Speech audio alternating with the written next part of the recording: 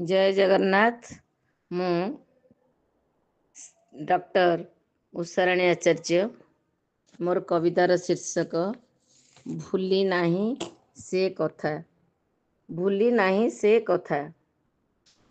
भूली नाही केबे, भूली नाही केबे अतीतर स्मृति कथा।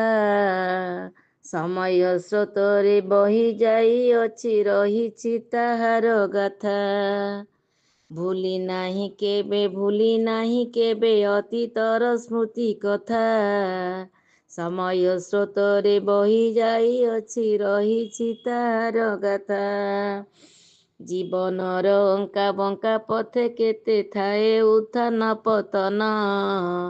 ଆନନ୍ଦ ଉଲ୍ଲାସ ମାନ ଅଭିମାନ ଯାତନା କଷଣ ମାନ। କେତେ କେତେ ସ୍ମୃତି ବିସ୍ମୃତି ହେଲାଣି, ହିସାବ ପାରିନି ରଖି। ପରସ୍ତ ପରସ୍ତ କେତେ ଇତିହାସ ଜୀବନେ ହୋଇଛି ଆଙ୍କି।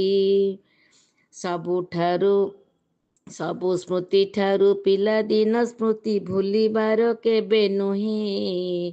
ସାତ ସମୁଦ୍ରର ଅତଳ ଗରବେ ମୁକ୍ତା ପରି ଝଟକାଏ। ମୋର ପିଲାଦିନ କେତେ ଯେ ମଧୁର, କେତେ ଯେ ଗେଲ ବସର। ଯୌଥ ପରିବାର ଜମିଦାର ଘରେ ଜନ୍ମ ହୋଇଥିଲା ମୋର।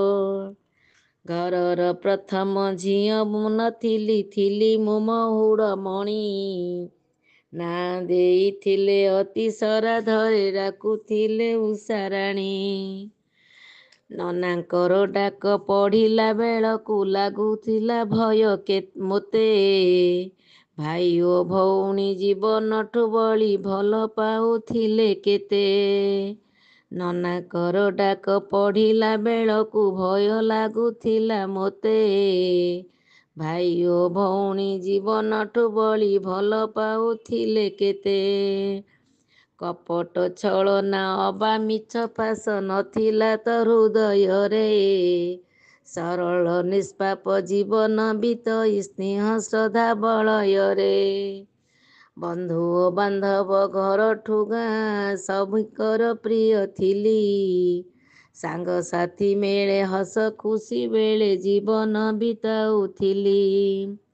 କୁମାର ପୂର୍ଣ୍ଣିମା ଦୋଳ ହୋଲି ଖେଳ ରଜ ପରବର ମଜା।